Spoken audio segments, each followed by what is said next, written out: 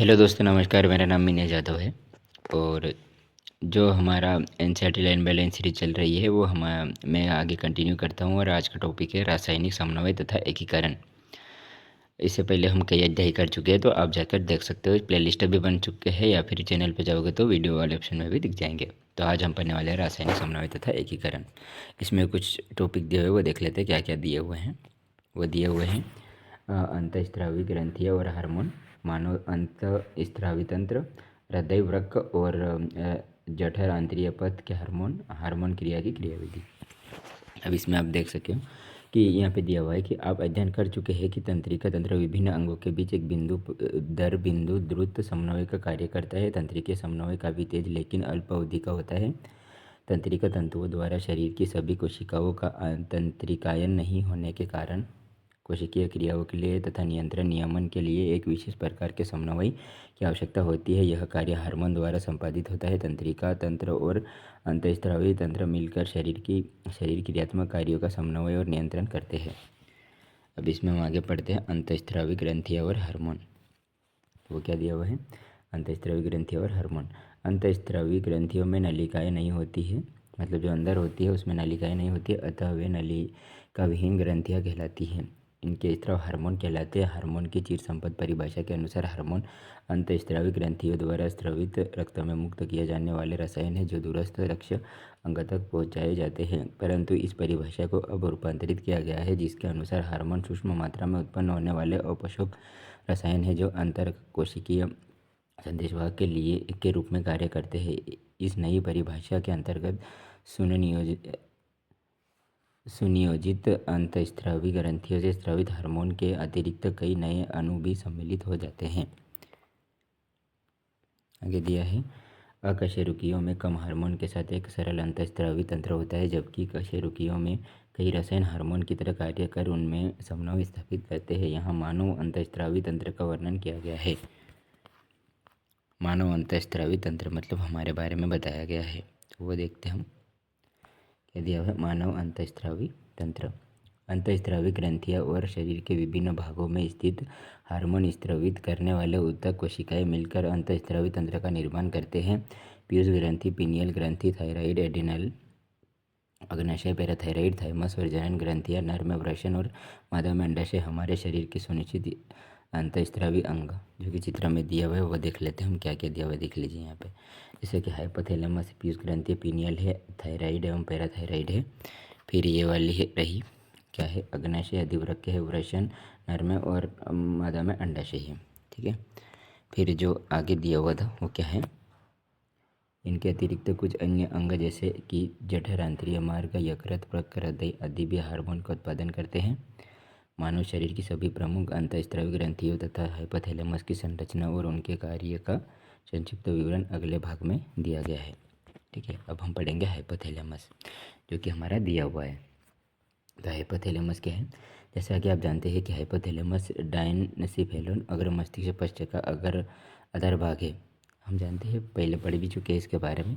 और यह शरीर के विविध प्रकार के कार्यों का नियंत्रण करता है, ये भी पढ़ा था कल। इसमें हार्मोन का उत्पादन करने वाली कई तंत्रिका स्रावी कोशिकाएं होती है जिन्हें न्यूक्ली कहते हैं। यह हार्मोन पीयूष ग्रंथि से स्रावित होने वाले हार्मोन के संश्लेषण और स्राव का नियंत्रण करते हैं। हाइपोथैलेमस से स्रावित होने वाले हार्मोन दो प्रकार के होते हैं। कौन कौन से दो प्रकार के होते हैं तो वो देख लेते हैं। तो वो है मोचक हार्मोन जो पीयूष ग्रंथि से हार्मोन से स्राव को प्रेरित करते हैं, और दूसरे निरोधी हार्मोन जो पीयूष ग्रंथि से हार्मोन को रोकते हैं। एक जो स्रावित को प्रेरित करते हैं मोचक हार्मोन, और जो रोकते हैं वो निरोधी हार्मोन। ठीक है। उदाहरणार्थ हाइपोथैलेमस से निकलने वाला गोनेडोट्रोपिन मुक्तकारी हार्मोन के स्राव पीयूष ग्रंथि से गोनेडोट्रोपिन हार्मोन के संश्लेषण स्राव एवं स्राव को प्रेरित करता है। वहीं दूसरी ओर हाइपोथैलेमस से ही स्रावित सोमेटोस्टेटिन हार्मोन पीयूष ग्रंथि से वृद्धि हार्मोन के स्राव का रोधक है। यह हार्मोन हाइपोथैलेमस और की तंत्रिका कोशिकाओं से प्रारंभ होकर तंत्रिकाक्ष होते हुए तंत्रिका सिरों पर मुक्त कर दिए जाते हैं। यह हार्मोन निवाहिक परिवहन तंत्र द्वारा पीयूष ग्रंथि तक पहुंचते हैं और अग्र पीयूष ग्रंथि के कार्यों का नियमन करते हैं। पश्च पीयूष ग्रंथि का तंत्रिकीय नियमन सीधे हाइपोथैलेमस के अधीन होता है। ठीक है। हम देखते हैं आगे चित्र जो ये वाला रहा, उन्होंने कहा है। ठीक है। ये बोला है उन्होंने कि जो हाइपोथैलेमस है ये वाला और ये वाला जो होगा ये डायरेक्ट कौन होता है, तो निवाहिका ये पश्चतंत्र है इसके डायरेक्ट होता है और अग्र मस्तिष्क इनडायरेक्टली होता है। ठीक है, अब हम आगे पढ़ेंगे पीयूष ग्रंथि के बारे में। किसके बारे में पढ़ेंगे? पीयूष ग्रंथि। तो हमारा जो पीयूष ग्रंथि है वो क्या है, देख लीजिए अब क्या है। पीयूष ग्रंथि एक सेला टर्सिका नामक अस्थिल गुहा में स्थित होता है और एक व्रंत द्वारा हाइपोथैलेमस से जुड़ी होती है, जैसे कि इधर चित्र में दिया हुआ है। फिर है आगे है आंतरिकी के अनुसार पीयूष ग्रंथि एडिनो हाइपोफाइसिस और न्यूरो हाइपोफाइसिस नामक दो भागों में विभाजित होता है। एडिनो हाइपोफाइसिस दो भागों का बना होता है, पार्श डिस्टेलिस और पार्श इंटरमीडिया। पार्श डिस्टेलिस को साधारणतया अग्रपीयूष ग्रंथि कहते हैं, जिसे वृद्धि हार्मोन या सोमेटोट्रोपिन, जीएच, प्रोलैक्टिन, पीआरएल या मेमोट्रोपिन, थायराइड के प्रेरक हार्मोन टीएसएच, कौन सा टीएसएच, और एड्रीनोकार्टिकोट्रोपिक हार्मोन एसीटीएच या कॉर्टिकोट्रोपिन, ल्यूटिनाइजिंग हार्मोन एलएच और पुट्टिका प्रेरक हार्मोन का स्त्राव करता है। पार्श इंटरमीडिया एकमात्र हार्मोन लेनोसाइड प्रेरक हार्मोन एमएसएच या मेलेनोट्रोपिन का स्त्राव करता है। यद्यपि मानव में पार्श इंटरमीडिया मध्यपिंड पार्श डिस्टेलिस दूरस्थ पिंड में लगभग जुड़ा होता है। या हार्मोन जरूर याद रख लेना क्योंकि ये हार्मोन भी पूछे जाते हैं, बहुत ही इंपॉर्टेंट होते हैं।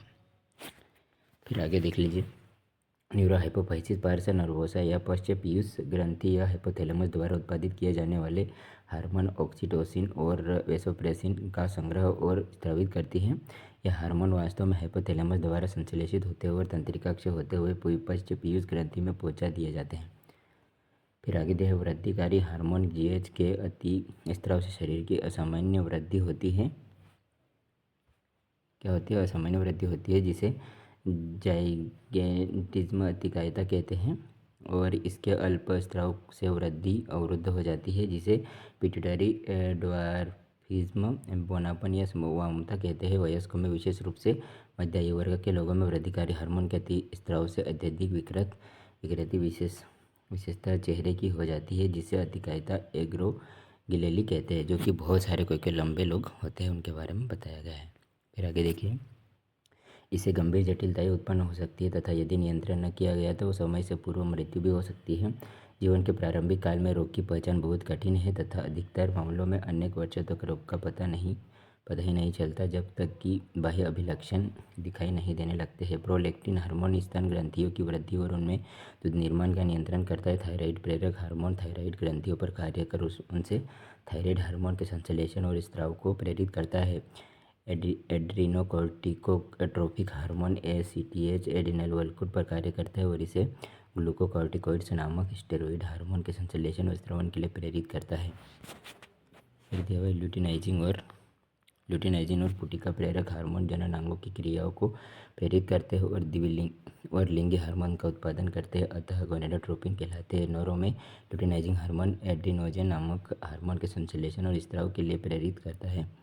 इसी तरह चनरों में पुटिका प्रेरक हार्मोन और एंड्रोजन शुक्रोजनन को नियंत्रित करता है। मादाओं में ल्यूटिनाइजिंग हार्मोन पूर्ण विकसित पुटिकाओं ग्राफियन पुटिका से अंडोत्सर्ग को प्रेरित करता है और ग्राफियन पुटिका के बचे भाग में कार्पस ल्यूटियम बनाता है। पुटिका प्रेरक हार्मोन मादाओं में अंडाशय पुटिकाओं की वृद्धि और परिवर्धन को प्रेरित करता है। फिर आगे दिया हुआ है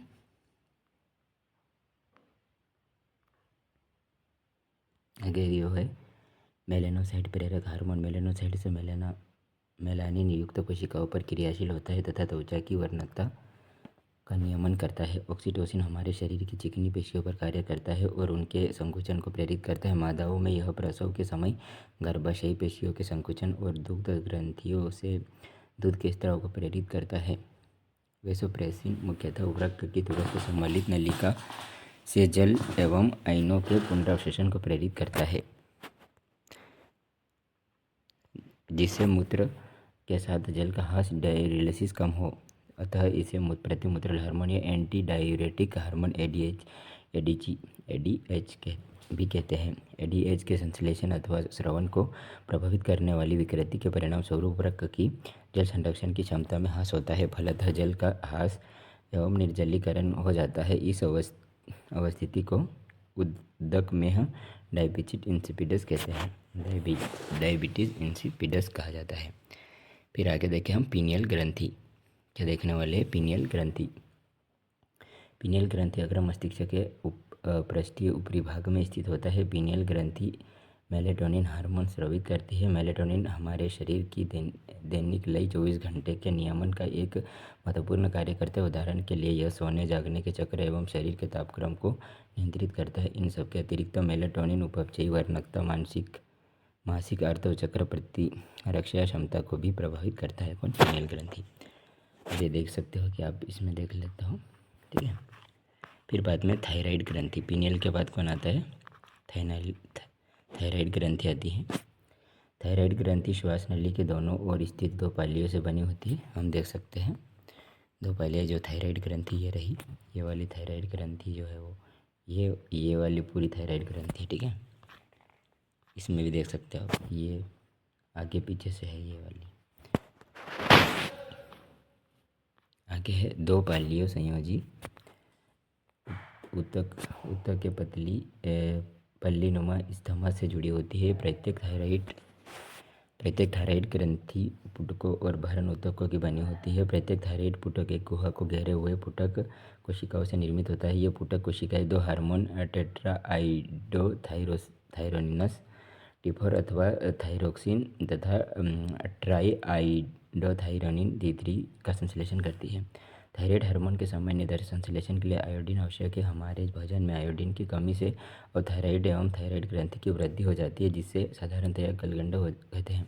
गर्भावस्था के समय अवथायराइडता के कारण गर्भ में विकसित हो रहे बालक की वृद्धि विकृत हो जाती है। इससे बच्चे की अवरोधित वृद्धि की क्रीटेनिज्म या वामनता तथा मंदबुद्धि, त्वचा असामान्यतया, मुख बधिरता आदि हो जाती है।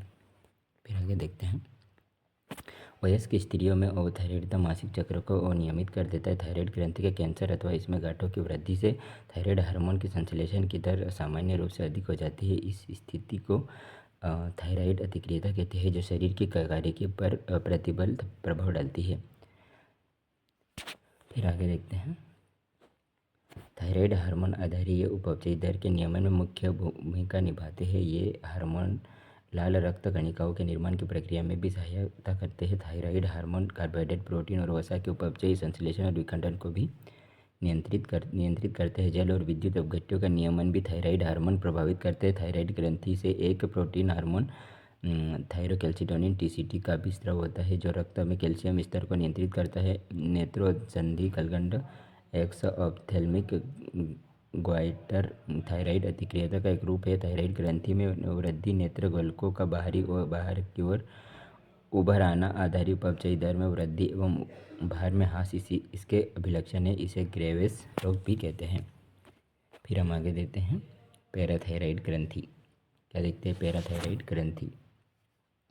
मानव में 4 पैराथायराइड ग्रंथि थायराइड ग्रंथि की पृष्ठ सतह पर स्थित होते हैं। थायराइड ग्रंथि 2 पालियों पर प्रत्येक में एक जोड़ी पैराथायराइड ग्रंथियां पाई जाती है, जो पैराथायराइड हार्मोन PTH नामक एक पेप्टाइड हार्मोन का स्राव करती है। PTH का स्राव रक्त के परिसंचरण कैल्शियम आयन के द्वारा नियमन होता है।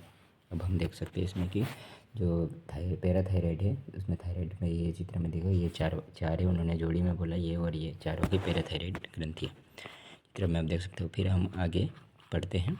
इसके आगे वाला क्या दिया हुआ है? पैराथायराइड हार्मोन रक्त में कैल्शियम आयन के स्तर को बढ़ाता है। PTH अस्थियों का पर कार्य कर अस्थि अवशोषण, विघटन, विखंडन प्रक्रिया में सहायता करता है। PTH रक्त नलिकाओं में कैल्शियम आयन के पुनरावशोषण तथा पचित भोजन में कैल्शियम आयन के अवशोषण को भी प्रेरित करता है। अतः ये स्पष्ट है कि PTH एक अति कैल्शियम रक्तता हार्मोन है, क्योंकि यह रक्त में कैल्शियम स्तर को बढ़ाता है। यह थायरोकैल्सिटोनिन के साथ मिलकर यह शरीर में कैल्शियम स्तर को बढ़ाता है।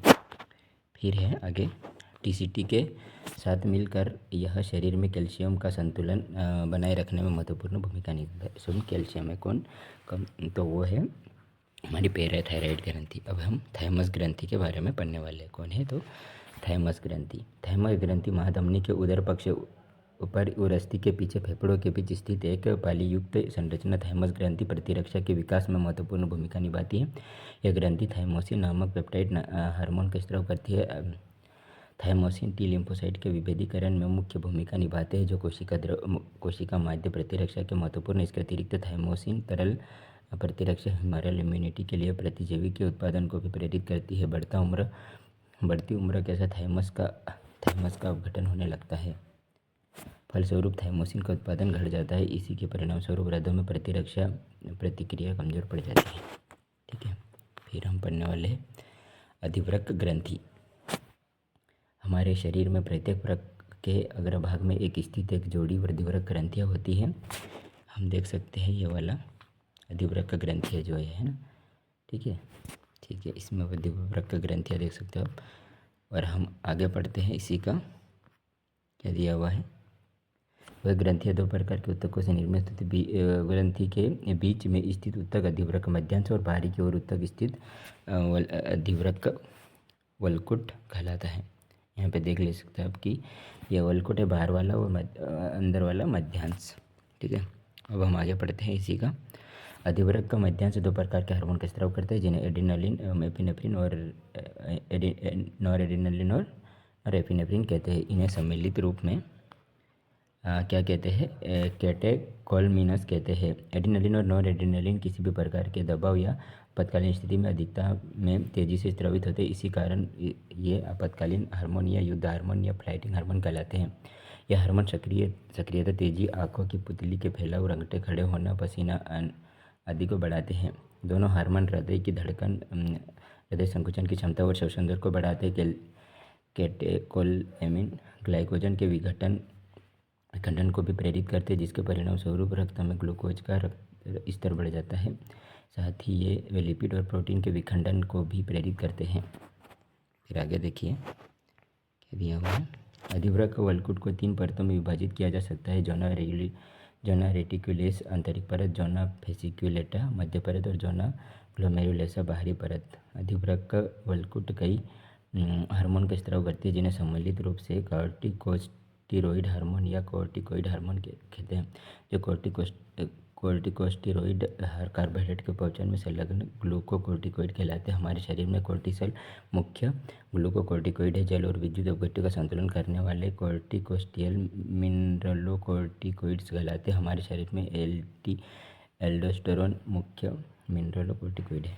अब हम इसमें देख सकते हैं कि हमारी जो यूनिप्लेसिडा है, इसकी जो परतें हैं 3 अधिवृक्क की, वो याद रखना है, बहुत ही इंपॉर्टेंट है, ये भी क्रम से पूछ सकते हैं।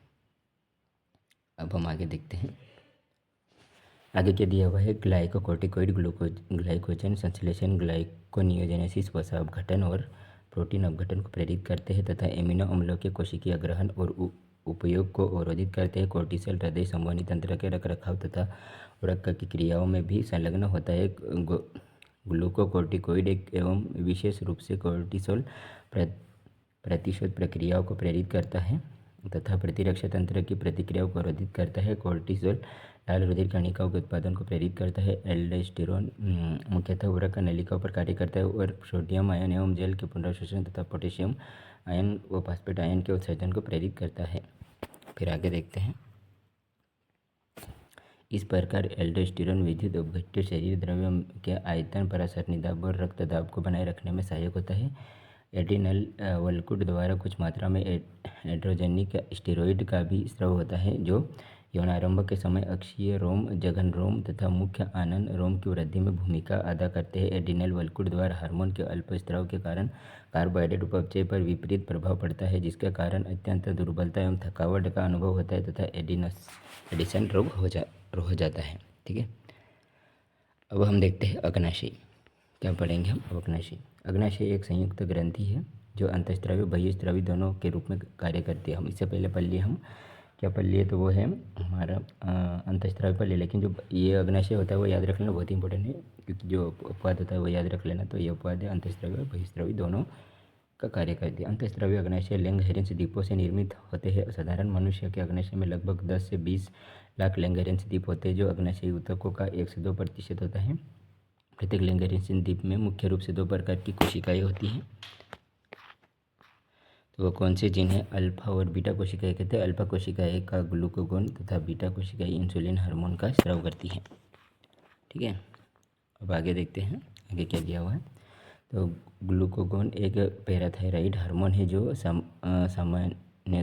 सामान्य रक्त शर्करा के नियमन में मुख्य भूमिका निभाता है। ग्लूकागोन मुख्य रूप से यकृत कोशिकाओं पर कार्य कर ग्लाइकोजन अवघटन को प्रेरित करता है, जिसके फलस्वरूप रक्त शर्करा का स्तर बढ़ जाता है। इसके अतिरिक्त पेट ग्लूकोनियोजेनेसिस की प्रक्रिया को भी प्रेरित करता है, जिससे कि हाइपरग्लाइसीमिया, अति ग्लूकोज रक्तता होती है। ग्लूकागोन कोशिकीय शर्करा के अभिग्रहण और उपयोग को कम करता है। अतः ग्लूकोजन हाइपरग्लाइसीमिया हार्मोन। इंसुलिन भी एक प्रोटीन हार्मोन है जो ग्लूकोज समस्थापन के नियमन में मुख्य भूमिका निभाता है। इंसुलिन मुख्यतः हेपेसाइट्स और एडिपोसाइट्स पर कार्य करता है और कोशिकीय ग्लूकोजन अभिग्रहण और उपयोग को बढ़ाता है।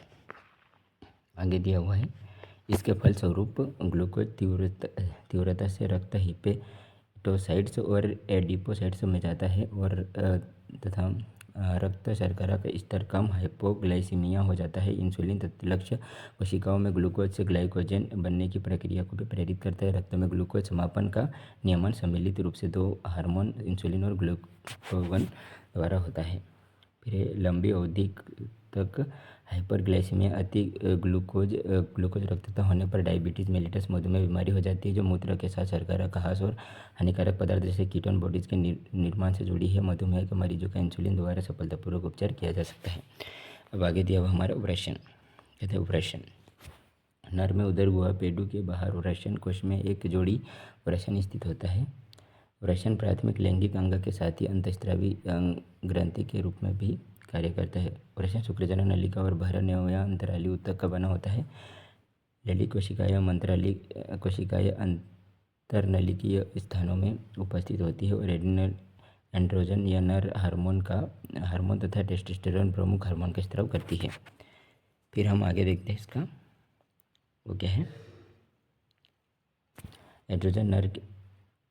एंड्रोजन नर के सहायक जनन अंगों जैसे कि एपिडिडाइमस, शुक्रवाहिका, सेमिनल वेसिकल, प्रोस्टेट ग्रंथि, यूरिथ्रा आदि के परिवर्तन, परिपक्वन और क्रियाओं का नियमन करते हैं। यह हार्मोन पेशीय वृद्धि, मुख और अक्षीय रोम की वृद्धि, क्रोधात्मक निम्न स्वरमान या आवाज़ इत्यादि को उत्तेजित करते हैं। एंड्रोजन शुक्राणु निर्माण की प्रक्रिया में प्रेरक भूमिका निभाते हैं। एंड्रोजन केंद्रीय तंत्रिका तंत्र पर कार्य कर नर लैंगिक व्यवहार लिबिडो को प्रभावित करता है। यह हार्मोन प्रोटीन और कार्बोहाइड्रेट उपचयी प्रभाव डालते हैं। अब हम आगे पढ़ेंगे अंडाशय, क्या पढ़ने वाले अंडाशय। तो वही मादा के उदर में अंडाशय का एक युग्म जोड़ा होता है। अंडाशय एक प्राथमिक मादा लैंगिक अंग है जो प्रत्येक शिक्षचक्र में एक अंडे को उत्पादित करते हैं। फिर आगे दिया हुआ है, इसके अतिरिक्त अंडाशय दो प्रकार के स्टेरॉइड हार्मोन समूह का भी उत्पादन करते हैं, जिन्हें एस्ट्रोजन और प्रोजेस्टेरोन कहते हैं। अंडाशय अंडपुटक और बहरन ऊतक का बना होता है। एस्ट्रोजन का संश्लेषण एवं स्राव प्रमुख रूप से परिवर्तित हो रही अंडाशय पुटकों द्वारा होता है। अंडाशय के पश्चात विखंडित पुटिका कार्पस ल्यूटियम में बदल जाती है, जो कि मुख्यतः प्रोजेस्टेरोन हार्मोन का स्राव करता है। एस्ट्रोजन स्त्रियों में द्वितीयक लैंगिक अंगों की वृद्धि तथा क्रियाओं का प्रेरण, अंडाशय पुटकों का परिवर्तन, द्वितीय लैंगिक लक्षणों का प्रकटन जैसे उच्च आवाज़ की स्वरमान, स्तन ग्रंथियों का परिवर्तन इत्यादि अनेक क्रियाएं करते हैं। एस्ट्रोजन स्त्रियों के लैंगिक व्यवहार का नियमन भी है। प्रोजेस्टेरोन प्रसवोत्तर में सहायक होते हैं। प्रोजेस्टेरोन दुग्ध ग्रंथियों पर भी कार्य करके दुग्ध संग्रह, पुटिकाओं के निर्माण और दुग्ध के स्राव में सहायता करते हैं। क्या करते हैं? इसकी सहायता करते हैं। फिर इसके आगे दिया हुआ है हृदय वृक्क और जठर आंतरिक पद के हार्मोन। तो वो क्या है? अब तक आप अंतःस्रावी ग्रंथियों और उनके हार्मोन के बारे में समझ चुके होंगे। यद्यपि पहले इंगित किया जा चुका है कि हार्मोन का स्राव कुछ अन्य अंगों द्वारा भी होता है जो अंतःस्रावी ग्रंथि नहीं है। उदाहरण के लिए हृदय के अलिंद भित्ति द्वारा एक पेप्टाइड हार्मोन का स्राव होता है जिसे एड्रियल नेट्रियूरेटिक कारक ANF कहते हैं। यह रक्तदाब को कम करता है। जब तक रक्तदाब बढ़ जाता है तो ANF के स्राव और इसकी क्रिया के फलस्वरूप रक्त वाहिकाएं विस्फारित हो जाती है तथा रक्तदाब कम हो जाता है। अब हम इसके आगे देखेंगे। वृक्क की जक्सा ग्लोमेरुलर कोशिकाएं इरिथ्रोपोइटिन नामक हार्मोन का स्राव करती है जो रक्ताणु उत्पत्ति RBC के निर्माण को प्रेरित करती है। जठर आंतरिक पथ के विभिन्न भागों में उपस्थित अंतःस्रावी कोशिकाएं चार मुख्य पेप्टाइड हार्मोन का स्राव करती है: गेस्ट्रिन, सेक्रेटिन, कोलिसिस्टोकाइनिन और जठर अवरोधी पेप्टाइड GIP गैस्ट्रीन जठर ग्रंथियों पर कार्य कर हाइड्रोक्लोरिक अम्ल और पेप्सिनोजेन के स्त्राव को प्रेरित करता है। सेक्रेटिन बहिस्त्रावी अग्नाशय पर कार्य करता है और जल तथा बाइकार्बोनेट आयनों के स्त्राव को प्रेरित करता है। कोलिसिस्टोकाइनिन अग्नाशय और पित्ताशय दोनों पर कार्य कर क्रमशः अग्नाशयी एंजाइम और पित्त रस के स्त्राव को प्रेरित करता है। GIP जठर स्त्राव और उनकी गतिशीलता को अवरुद्ध करता है। अनेक अन्य ऊतक जो अंतःस्रावी नहीं है कई हार्मोन का स्त्राव करते हैं जिन्हें वृद्धि कारक कहते हैं। ये वृद्धि कारक ऊतकों की सामान्य वृद्धि और उनकी मरम्मत और पुनर्जनन के लिए आवश्यक है। आगे देखते हैं हम हार्मोन क्रिया की क्रियाविधि, मतलब हार्मोन कहाँ से करते हैं, क्या करते हैं वो तो देख ले, लेकिन हार्मोन कैसे कार्य करते हैं वो अब देखेंगे। ठीक है, तो वो क्या है हार्मोन क्रिया और क्रियाविधि। हार्मोन लक्ष्य ऊतकों तक पर उपस्थित हार्मोन ग्राही विशिष्ट प्रोटीन से जुड़कर अपना प्रभाव डालते हैं। लक्ष्य कोशिका झिल्लियों पर उपस्थित हार्मोन ग्राही झिल्ली योजित ग्राही और कोशिका के अंदर उपस्थित ग्राही अंतरा कोशिकी ग्राही कहलाते हैं, जिनमें से अधिकांश केंद्रकीय ग्राही केंद्रक में उपस्थित होते हैं। फिर दिया हुआ हार्मोन ग्राहियों के साथ जुड़कर हार्मोन ग्राही सम्मिश्र का निर्माण करते हैं। ये चित्र है हम बाद में देखेंगे, पहले पढ़ लेते हैं फिर बाद में देखेंगे। ठीक है, वो क्या है, प्रत्येक ग्राही सिर्फ एक हार्मोन के लिए विशिष्ट होता है, अतः ग्राही विशिष्ट होते हैं, मतलब जो ग्राही होता है वह एक हार्मोन के लिए एक रहेगा। क्या है, हार्मोन ग्राही सम्मिश्र के बनने से लक्ष्य ऊतक में कुछ जैव रासायनिक परिवर्तन होते हैं, अतः लक्ष्य ऊतक में उपापचयी एवं कार्यकीय का नियमन हार्मोन द्वारा होता है। रासायनिक प्रकृति के आधार पर हार्मोन को समूहों में विभाजित किया जा सकता है। फिर ऐसे हार्मोन के समूहों के आधार पर, ठीक है, तो वो क्या है, सबसे पहला वाला है दिया हुआ है पेप्टाइड, पॉलीपेप्टाइड प्रोटीन हार्मोन जैसे इंसुलिन, ग्लूकागोन, पीयूष ग्रंथि हार्मोन, हाइपोथैलेमिक हार्मोन इत्यादि। फिर है स्टेरॉइड, उदाहरण के लिए कोर्टिसोल, टेस्टोस्टेरोन, एस्ट्राडायोल और प्रोजेस्टेरोन।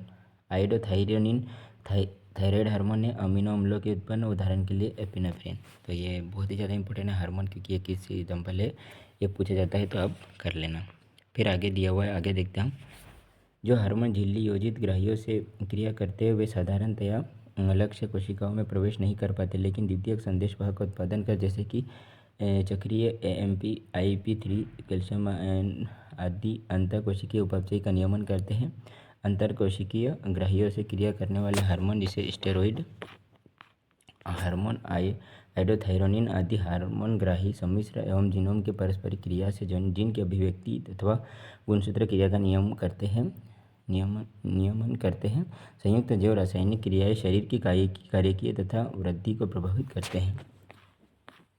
ये वाला दिया हुआ है जो चित्र है वो आप देख सकते हो कि इसमें जो हार्मोन आया, सबसे पहले तो हार्मोन आया वो देखिए आप, ये फिर ग्राही आई, प्रतिक्रिया हुई, फिर संदेशवाहक इसमें AMP पाथ आया, जैव रासायनिक प्रक्रिया हुई, फिर बाद में देखो ये आगे हो चुका है सब कुछ।